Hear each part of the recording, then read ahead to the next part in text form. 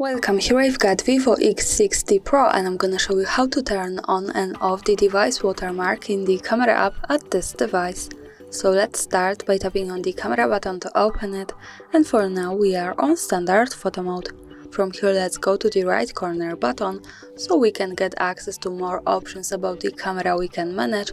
Now we have to tap to right settings to open the advanced camera settings. Here we have to slide a little bit down to photo category, and now let's pick the watermark. Here we have three types of watermark we can add to our picture.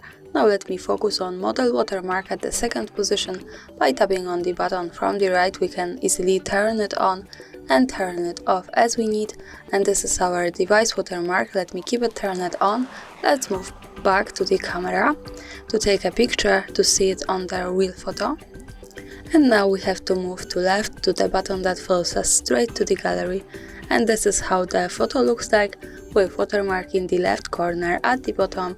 Let me get closer to it to show you the VIVO X60 Pro watermark.